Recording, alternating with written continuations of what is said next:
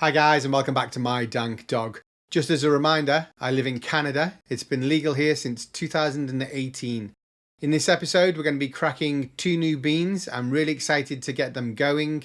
I'm going to be growing them in a new Grow Tent Pro kit that I recently got from Vivosun, as well as a Gen 2 AeroWave fan and some AeroBase grow bags. Plus, a bunch of you guys messaged me asking me what NANAS were after my last episode, so we're going to take a look at some balls and NANAS.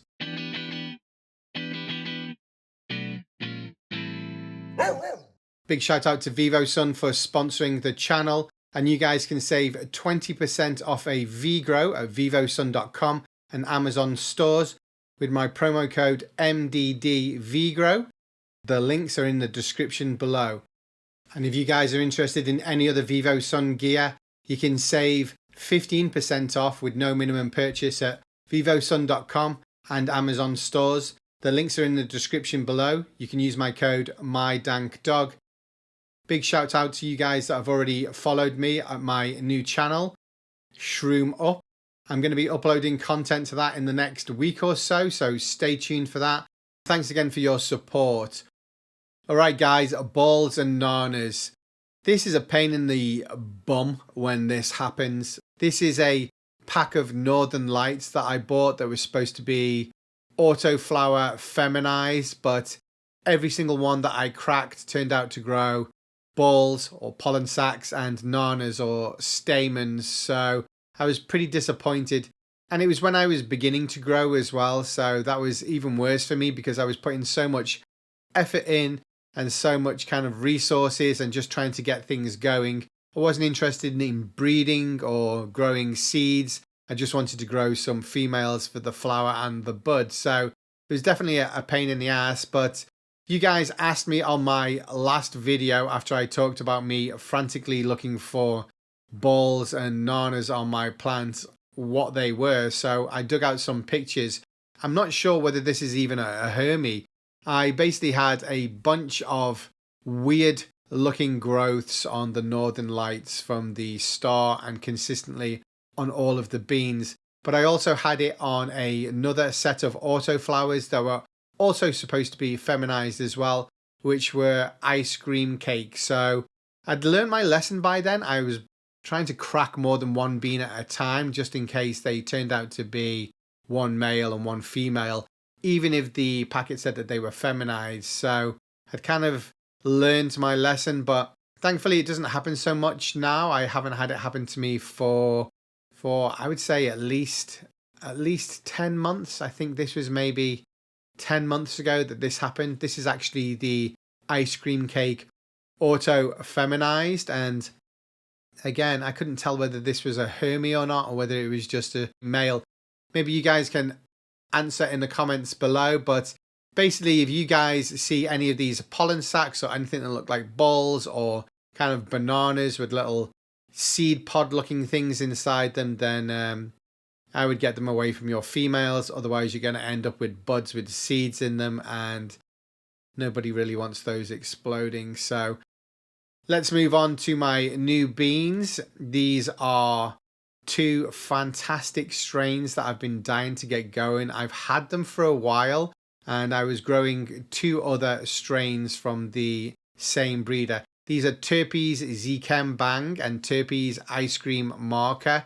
Now, I've already grown some Platinum 8 Auto flowers and a Punch Auto flower from the same breeder, and they turned out fantastic, so I thought I would give these a go. The Zchem Bang is a cross between Zchem and Nicole, and both of these beans are photo periods, so I'm looking forward to moving away from the auto flowers for a bit. I've got a photo period currently growing accidentally in my VGrow, so I thought I might as well put another set of photo periods in my new Grow Tent Pro setup as well. So really looking forward to getting these guys going. They basically cracked within 48 hours of them soaking in water, as you can see. The ice cream marker is a ICC and permanent marker cross, so really looking forward to this one. I think it's going to be a beautiful plant, but yeah, really excited to get these ones going, and also kind of into doing a photo period. Auto flowers are great because you have a great turnaround on them, but photo periods, you have more time to kind of like fix issues if they crop up because the timeline is up to you. So really looking forward to chilling out with a photo period for a while, even though the turnaround is going to be a bit longer. These were basically just plonked into spring water for 48 hours, and as you can see, they cracked, and I got a good 2-inch taproot on them, 1.5 inch, 2-inch taproot on them, and then I decided that I was going to transplant them. Now, I wasn't sure whether I was going to transplant them directly into some potting soil, but I've been using rock wool or stone wool or whatever you guys want to refer to it lately and having some good results. I'm not sure whether I'm going to be using soil for the main grow or cocoa for the main grow. Still haven't decided any of that. I will be using the new AeroBase pots from Vivosun that I've just received. I let the beans go a little bit extra. I think these taproots are probably a little bit too long for me to put them in a stone wool or rock wool cube, but I was a little bit nervous. I don't know if you guys saw the Orion Auto bean that did the pig's tail and curled itself up in the rock wool cube, and it was just a waste of a bean. I'm just going to throw these cubes into some spring water and let them absorb all of the water, and then I'll flip them over in a minute. And then when we transplant them, we're going to be putting them in this germination tray here that comes with a heat map and a LED strip light, and I'm actually going to try and do a time lapse of the beans growing. I'm just going to flip these cubes over to make sure they're fully saturated. Then I'm going to tip away the excess water and drain all of the kind of excess. You don't really want them to be too moist when you put your beans in there. You might drown them. Look at the size of this taproot. It's a little bit long than I wanted, but I'm going to make sure she's going to fit in there. She should be pretty good to go.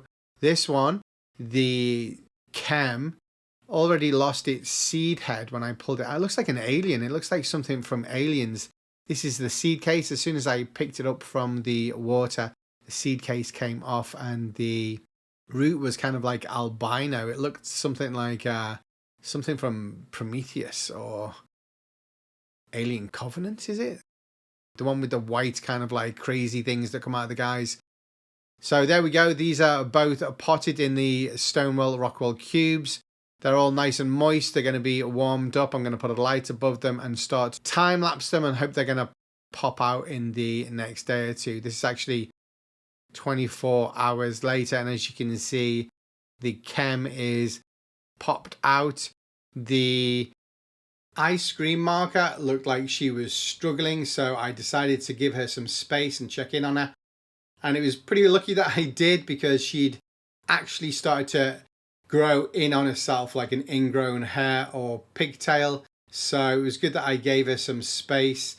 The Zakem Bang here had plenty of space, and the seed casing had already came up, so she popped up really easy. But as you can see, the ice cream marker had started to wrap around herself. Now, this is the second time this has happened to me using stone wool or rock wool, so it's definitely something I'm going to be paying attention to in the future when I germinate in stone wool or rock wool. But she's going to straighten up in the next 24 hours. I time-lapsed her, and as you can see, basically 18 hours later to 24 hours later, she was straight, and then the following day, she pretty much caught up to the same height as the Zakem Bang on the right-hand side there. So pretty happy about that. I didn't really want to germinate or crack another bean and be about a week or two behind with the plants, so they're on the same timeline now, which is great. This is the heat controller for the heat mat that I have under my germination tent.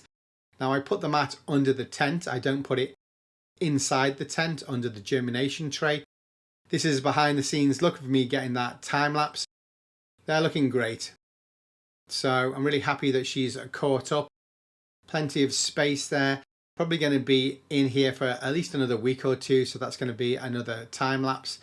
I'm really happy that I'm overcautious with my ladies and checked in on her, because I'd be a bit gutted if she was a waste of a bean and I had to kind of pop another one. So she's looking great now. Pretty much the same height, as you can see. Really excited to get these two ladies going in my new Grow Tent Pro kit. Right, let's take a look at my new tent. Now this is actually a 32 by 32 by 63 Grow Tent Pro kit, which is somewhere in between a 2x2 and a 2x4. So it's a new size for me, but thought I'd give it a go. Try to put it in a bit of space. Everywhere I look, I'm trying to think, can I fit a tent there? Can I fit a tent there? So basically this is a different size for me. I'm hoping I can get two good sized plants in there. It comes with a 150 watt aero light, as you can see. Now I've also got the 200 watt aero light wing in my 2x4, but this is the 150 watt aero light, and it has the fan in the middle, which I think is a fantastic design. It's really good to kind of keep the air flowing above your plants, and has definitely helped, or it seems to help, keep the humidity down in my 2x4 with the 200 watt aero light wing version. It's all connected to the Smart Grow system, the Grow Hub and the Grow Pilot. So this is the 200 watt that you can actually see here. This is the AeroLight wing in my 2x4 Grow Tent Pro kit. I've been using it now for a few months, and I've got my DWC going in there, and I've had some really nice results with the medusas that I've been growing under these lights. So looking forward to trying the 150 watt version of them too. All of this connects to the Grow Hub with the Grow Pilot app. Did you see that it's 4:20 a.m. on the picture of the Grow Hub on the front there? This is what they look like, and it fits to the outside of your tent, and you can also control it via the app. So pretty good to have everything under one ecosystem, including the AeroZesh T4 carbon filter. This is how it looks in my Grow Tent Pro kit 2x4, but it's the same setup that's going to be going in this 32 by 32. I've also got 5-gallon fabric grow bags with this Grow Tent Pro kit, but I'm not going to be using them. I'm going to be using the AeroBase, the new pots that are on the right hand side there. I've also got a Gen 1 AeroWave fan, but I think I'm going to use the Gen 2 AeroWave fan. We'll take a look at that in a minute. These are the AeroBase 3-gallon and 5-gallon reusable pots. Now these are designed for long-term reusable use, and they have a special mesh at the bottom of the pot to help increase airflow to the roots. When I met Stephen, the product director at Vivosun at MJ BizCon, he showed me what's at the bottom there, as you can see on the inside. So this is designed to get more air to the roots. It's also got LST training loops around the rim, as you can see there.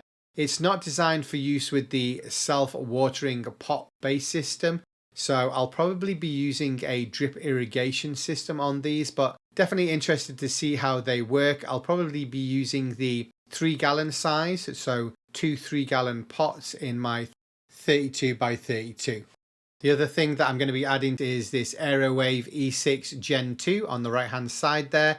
Now at first glance they look pretty similar. The logo is obviously different color to the one on the left, and on the Gen 1 you can see it's just got these two buttons, whereas on the Gen 2 it's got a lot more features. 5-level oscillation to focus airflow and cover wide areas in your tent or grow area. It's also got an auto retract if it hits an obstacle or something's detected in the blades, which I think is pretty cool. And then there's an upgraded dual ball bearing EC motor, so it's going to be pretty quiet. I actually find the Gen 1 really quiet anyway.